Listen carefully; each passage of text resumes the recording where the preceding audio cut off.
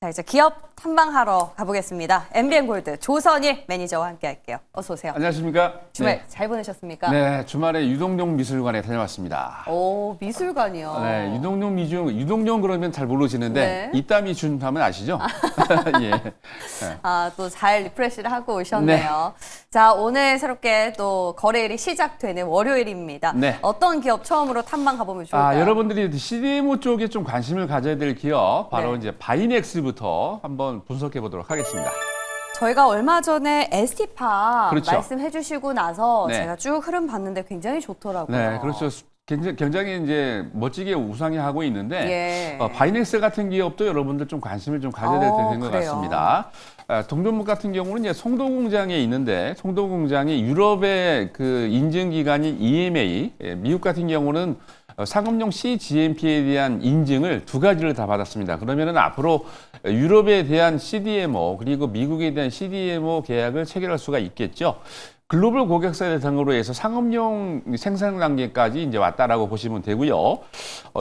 금년 같은 경우는 셀트리온 같은 경우에 웹터즈마주가 한 700억 정도 계약 체결이 됐는데 앞으로 이제 PPO 같은 경우는 CDMO의 상업용 생산 단계까지 레벨업이 됐다는 얘기입니다. 그러면은 본격적으로 상업용 CDMO에 대한 생산이 본격적으로 이루어지기 때문에 여기에 대한 반사수혜를 받습니다. 특히 이제 내년 같은 경우는 오송 단지에도 신규 이제 공장이 증설이 되는데 한 22,000리터가 총 토탈 됩니다. 그러면은 금년 대비 거의 한 2배 정도의 생산 규모가 되기 때문에 그렇게 된다면 금년보다 내년 매출이 더 좋다라고 보여지고요. 전체 지금 이제 미국 같은 경우에는 생명보험법이 지금 발의를 하기를 준비를 하고 있기 때문에 여기에 대한 반사수혜를 받습니다. 특히 이제 중국 기업들이 미국에서 퇴출되기 때문에 CDMO가 축소가 되고 있고, 이 바이넥스 같은 경우는 이미 미국의 FDA 트랙 레코드가 다 기록이 되어 있습니다. 그러면은 미국 내에서도 CDMO에 대한 계획 체결이 계속해서 이루어질 수 있다라고 보고 있기 때문에 바이넥스에 대한 미국의 CDMO 계약 체결이 본격적으로 기대된다라고 보여지고요.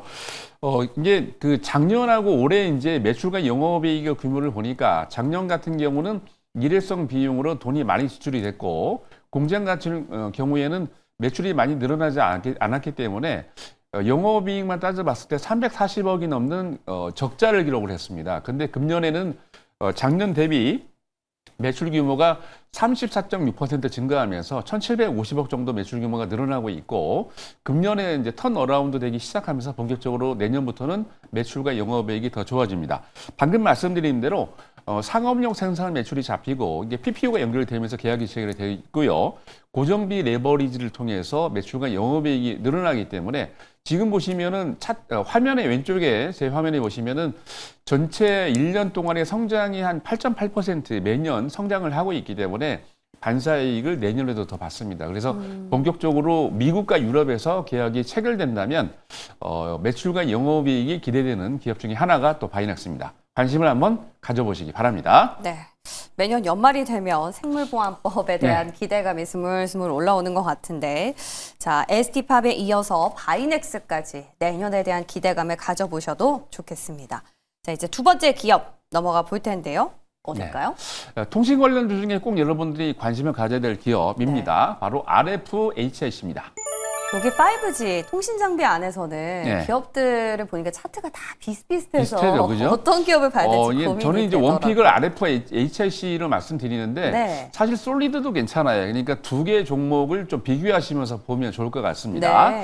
자, RFHIC 같은 경우는 금년에 4분기 때가 상장 이래 최고의 매출액이다라고 보여집니다.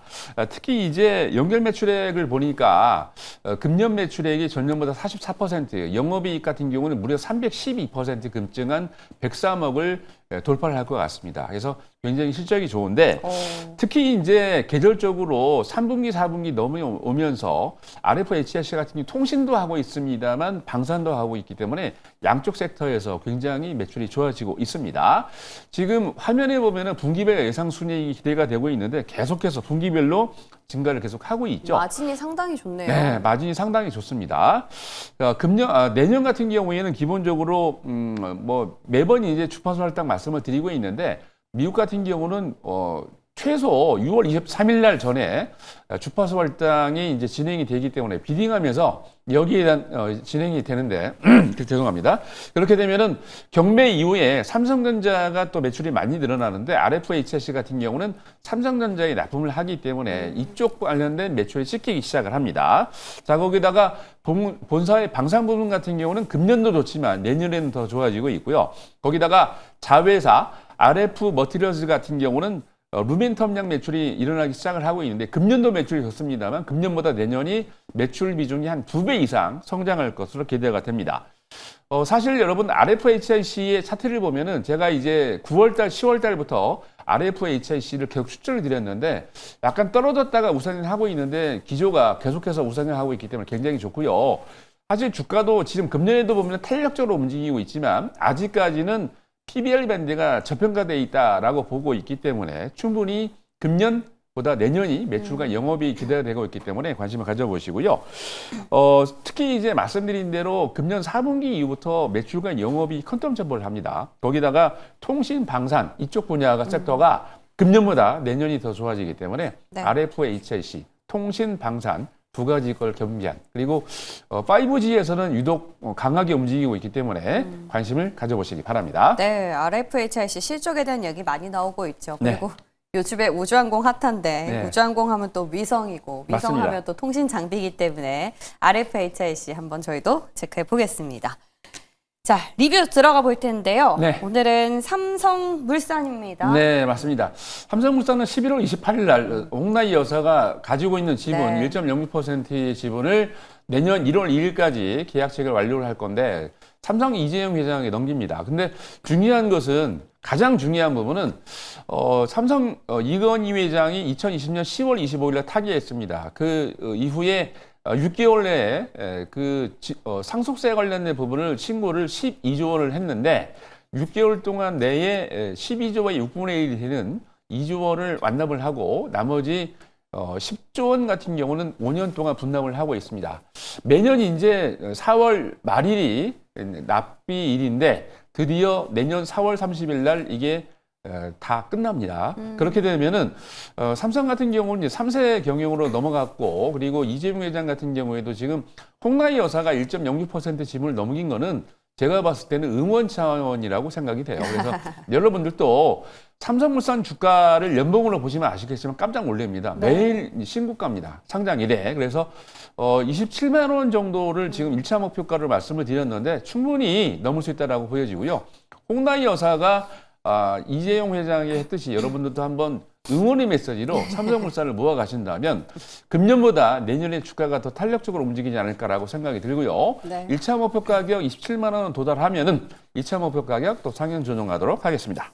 물산은 사실 건설주의 네. 펀더멘털을 갖고 맞습니다. 있는데 여기는 네. 지배구조 이슈로 더 네. 탄력적인 움직임을 보이는 것 같아요. 네. 네, 삼성물산 저희 리뷰를 해봤고요. 이제 오늘 실적가에 관심 가져볼 만한 공략주가 나올 차례인데 네. 어떤 기업이죠? 이 종목도 이제 지배구조 관련된 기업입니다. 아. 바로 다우 기술입니다. 그러게요. 그러니까 어떤 모멘텀인지 궁금했어요. 네, 뭐 키움증권도 자회사를 갖고 있기 때문에 예. 여기에 대한 반사익을 봤는데 삼성기 매출이 확인해 보니까 전년 대비 한 15% 증가한 300억 정도를 돌파하기 시작을 했습니다. 클라우드 고객사를 확보를 하고 있고 AI와 함께 블록체인 기술이 지금 반사익을 받고 있기 때문에 매출과 영업이익이 기대가 되는 그런 기업입니다. 모바일 쿠폰 서비스인 이 회사 같은 경우 에드콘을 갖고 있는데 에드콘 회원이 드디어 20만 명을 돌파하기 시작을 했습니다. 거기다가 카카오의 브랜드 메시지를 이 회사가 지금 런칭을 해서 하고 있는데 매출 성장세가 계속 꾸준하게 이어지고 있고요. 거기다가 데이터 센터 그리고 이제 클라우드 서비스를 지향을 하고 있기 때문에 매출과 영업이익이 금년도 그렇지만 내년에도 컨트롤 점프를 하고 있습니다. 장기적인 성장세를 기록하고 있다라고 보시면 될 것 같고요. 금년의 내년입니다. 내년 하반기 때 대규모 프로젝트가 다 끝나기 시작하면은 매출과 영업이익이 내년에 더 찍힙니다. 그래서 지금 보면 주가가 금요일날 급등해서 올라오긴 했는데 탄력적으로 내년에 더 올라갈 수 있는 기업이 바로 다우 기술입니다. 제가 이제 확인해 보니까 지난주 금요일날 기준으로 퍼가 이제 4.05배, PBR도 0.54배밖에 안 되는데 시가총액이 한 3조 6천억 이상 돼야 됩니다. 그래서 저평가되어 있기 때문에 아직도 2배 이상 충분히 주가가 올라갈 수 있다라고 보여지고요. 가격 전략은 시초가에 공략을 하고요. 1차 목표 가격은 43,000원, 손절 라인은 34,000원 제시해 드리도록 하겠습니다. 뭔가 캐시카우도 갖고 있지만 네. 또 지배 구조 이슈도 같이 있다고 하니까 시초가에 한번 움직임 지켜보시기 바랍니다. 다우 기술이었고요. 자, 한 주를 포트를 잘 짜야 되지 않겠습니까? 맞습니다. 네. 8시에 가면 좀 세세하게 도와주시나요? 네, 네이버 밴드에서 많은 정보를 드리고 있습니다. 가입하시고 무료로 많은 정보 받으시기 바라고요. 방송 끝나고 8시부터 여러분들에게 이번 주에 또 관심 가져야 될 종목 그리고 항상 말씀드리지만 템버거 랠리가 왔습니다. 이럴 때 여러분 적극적으로 공략하셔야 되는데 유튜브에서 조선일 검색하시고 오셔서 이번 주 종목 많이 받아가시기 바랍니다. 네. 주간 수익률 탑 찍고 싶으신 분들은 우리 조선일 매니저와 함께 8시에 같이 하시기 바랍니다. 도움 말씀 고맙습니다. 감사합니다.